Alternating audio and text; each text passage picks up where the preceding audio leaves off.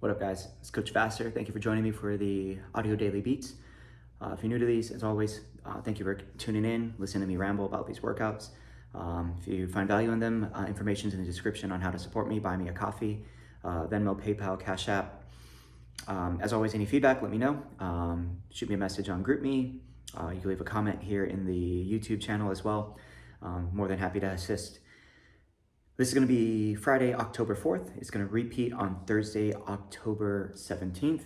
We'll do, a little overview of everything and then break down treads, rower, weight floor, and then also any differences in the 3G that we may see.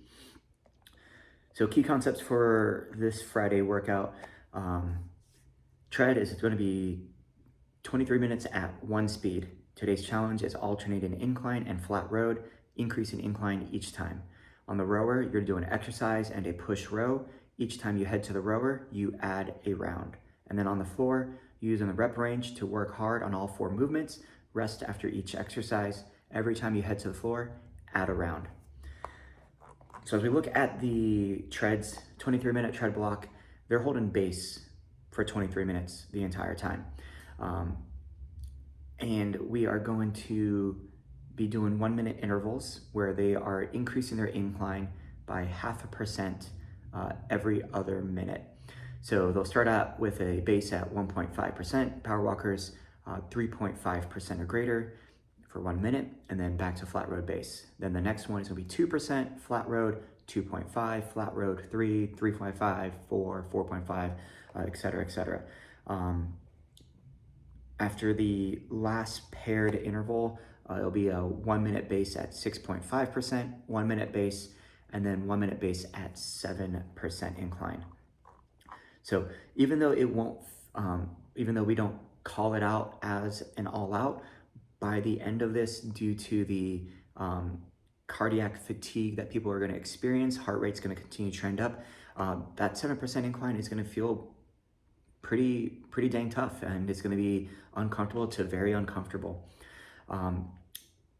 In the coach's notes, there are ways to kind of break this up into different sections. So you have different quarters, about 6 minutes each. So the first 6 minutes, it should feel very doable. It should feel like base all the way through. The second quarter, from minute 6 to minute 12, this is where it's going to get a little bit more challenging, as the incline is definitely approaching that 4, 5, 6% range, where that's generally a push effort. Minutes 12 through 18, this is where it's really going to get tough. You really have to dig in. Motivational cues are going to be very helpful for people. And then the last 5 minutes, it's a threshold test for most people. And they're going to feel very uncomfortable by the end. For the bikes and striders, there's going to be a total of 12 efforts with incline. We want them to increase their gear as far as what they use uphill every other. So for the first base with incline effort, start 1 gear over base, and then they'll go back to flat. Next one, 1 gear over base, back to flat. Then they do 2, back to flat, 2, 3 and 3, 4 and 4, 5 and 5, and then 6 and 6. So by the last one, of course, 6 gears over base, that's basically they're all out. And it's gonna mimic very similar intensities from the treads. For power walkers, they have their inclines as well that they'll be using. And so it's just basically like the joggers and runners, but it's just 2% higher. So they'll start at 3.5% or greater, and then 4, 4.5, 5, 5.5, all the way up until they finish at a 9% incline for that final minute. Now, the weight floor section is a little confusing if you look at the template. So they're gonna start with a body weight movement followed by a 150-meter push row. Then they'll head over to the weight floor, perform their 4 movements, and that completes part 1. Part 2, they'll now do 2 rounds of each section. So they'll do the body weight movement, 150-meter push row, body weight movement, 150 push row. That's their 2 rounds there. Then they'll do 2 rounds of the work and rest at the weight floor. Then they'll do 3 rounds of the body weight movement and the row. And then for part 3, they will just repeat the work and rest. So they're not gonna do just 3 rounds, they'll do 4, 5, or 6 rounds of that work and rest. And they'll do that for the entire 23 minutes. Their finisher will be a 1-minute all-out or one of the exercises from the work and rest. So as we look at this, we're gonna see, as mentioned, body weight to start out with, alternating reverse lunge with torso rotation, 10 total reps, followed by a 150-meter push row. And then for the work and rest sequence, we're gonna see contralateral single arm lateral shift, and then balance overhead tricep extensions, low bench plank, single arm low row, and then low bench dumbbell pullovers. Everything's gonna be 6 to 10 reps when they head over to the floor. Moderate weight, 8 to 10 every time they come back. See if they could bump it up, maybe get closer to 6 or 7 with moderate to heavy weight. Also great chance to work on tempo to slow things down. As far as options go, for the reverse lunge with rotation, you could take the rotation out. For the lateral shift, they could go body weight. I also like to hold on to the straps if you have the space for that. For the balance overhead tricep extension, they could do with both feet on the floor, or they could go into a strap tricep extension. And if they keep their feet closer, that will test their balance left to right. A wider base of their feet will give them more stability. For the low bench, high plank, single arm low row, you could do just a dumbbell low row or even a strap single arm low row. And then for the pullover, they recommend a strap Y raise. And that way you're getting that shoulder engagement and a little bit of work through the lats by keeping the scaps down.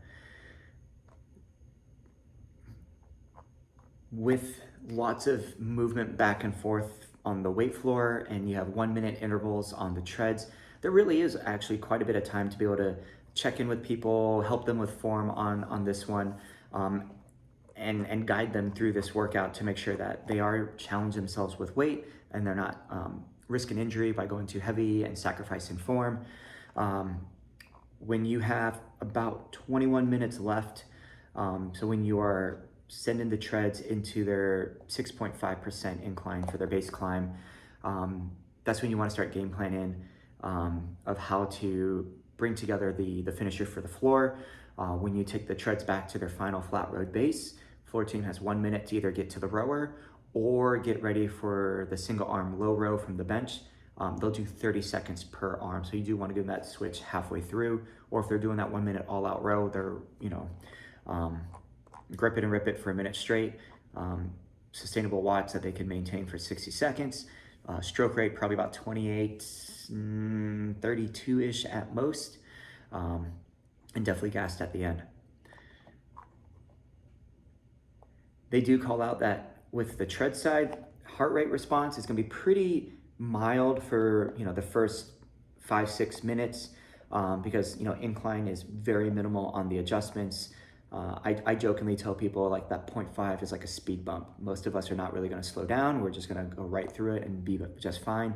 But once we get to about the 3.5 to 4, the 4.5 to 5, we are gonna feel that incline quite a bit, and we'll see the heart rate trending up there. On the 3G, we're actually gonna see the same setup on the treads for 14.5 minutes. So instead of 1 minute of each, incline is gonna be 45 seconds with the same exact inclines as the 2G, and then their flat road is going to be only 30 seconds. Now, one thing to call out for the treads, and this is also in the 2G, if they're not able to maintain their base speed at a higher incline, don't have them go up on incline anymore. So if they start to struggle holding 5%, have them on the following inclines only do 4.5 instead of keep climbing. That way they can be successful and maintain their speed, because the goal, once again, is to hold their base speed no matter what. So if they can't go as high, they don't go as high. Other than that, it's the same setup on the 3G for the treads. So 1.5 to 2.5, 3, all the way up to that 7% for the final 45 seconds. On the rower, we're gonna see a 200-meter push row followed by a med ball reverse lunge bent arm rotation. They're gonna do 5 on one side, 5 on the other, and the row is gonna increase by 200 meters. So the last round is gonna be an 800-meter push row. And the goal here is to make it to the bonus, which is gonna be a row for until the time for the finisher. With the longer rows, if we can, we wanna try to be as close to their initial intensity as possible. So when it comes to split time, that's gonna be a better indication, because with the 400, the 600, the 800 meter row, they're gonna be sitting there for quite a long time, and that's not gonna have as much variability compared to the wattage. So for that first 200 meter push row, we don't need to go hot out of the gate. Set a pace that feels pretty good that they could maintain and repeat. Otherwise, try to keep their split time, within 1 to 3 seconds of what you did previously. The other way is look at their average watts on each round. Can they keep their current watts around the same as their average watts? That'll also help kind of key them in on keeping the intensity the same. And then on the weight floor, it's gonna be the same 4 movements with 1 extra movement thrown in. So they have 5 exercises on the floor. So they'll still have the lateral shift, the tricep extension, the low row, and the pullover, but now they have the straight arm sit up from the low bench. Same idea, 6 to 10 reps for everything, moderate to heavy weight for the first 4 movements, and then for the sit up, that is body weight. Finisher will be the sit up there as well.